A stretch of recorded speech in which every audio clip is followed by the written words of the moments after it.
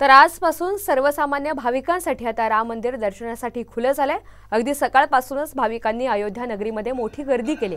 आजही रस्त्यांवरून अयोध्या नगरीमध्ये गाड्यांची तपासणी करूनच शहरामध्ये त्यांना सोडलं जात आहे। दरम्यान अयोध्येमधून आढावा घेतलाय आमचे प्रतिनिधी प्रमोद जगताप यांनी। अयोध्येमध्ये काल प्रभू श्रीरामचंद्रांची प्राणप्रतिष्ठा झाल्यानंतर आजपासून खरं तर सर्वसामान्य भाविकांसाठी प्रभू श्रीरामचंद्रांचं दर्शन उघडं करण्यात आलं होतं। मंदिर प्रभू श्रीरामचंद्रांचं आजपासून भाविक भक्तांचं उघडं करण्यात आलं होतं आणि त्यानंतर प्रत्येक भाविक भक्तांना जो आहे तो या ठिकाणी मंदिरामध्ये जाऊन प्रवेश घेता येणार होता आणि प्रभू श्रीरामचंद्रांचं दर्शन हे भाविक घेणार होते। पण अयोध्या नगरीमध्ये जी मोठी गर्दी झालेली आहे त्यामुळे आपण बघितलं तर प्रत्येक ठिकाण अशाच पद्धतीचा पोलीस बंदोबस्त जो आहे तो तगडा असल्याचं आपल्याला बघायला मिळतंय। ज्या व्यक्तींकडे खरं तर पास आहेत त्याच गाड्या खरं तर आत्ता मंदिर परिसरामध्ये सोडल्या जात आहेत।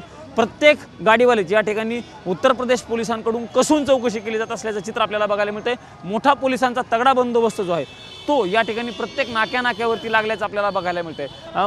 माझ्या पाठीमागे तुम्ही बघू शकता इथपासूनच हा रामपथ रोड आहे आणि इथून अगदी पुढच्या 4-5 किलोमीटरच्या अंतरावरती राम मंदिर आहे। अशाच पद्धतीच्या सिक्युरिटीज आहेत त्या प्रत्येक चौकामध्ये करण्यात आलेल्या आहेत। सर्वसामान्य भाविकांची सकाळपासून मोठी गर्दी जी आहे ती झालेली होती। पण असं असताना आत्ता आपण जर बघितलं तर पोलीस प्रशासनाकडनं खबरदारीचा उपाय म्हणून चौकामध्ये अशाच पद्धतीच्या बॅरिकेडिंग आणि चेकिंग केलं जात असलेलं चित्र या ठिकाणी सकाळपासूनच अयोध्या नगरीमध्ये पाहायला मिळतंय।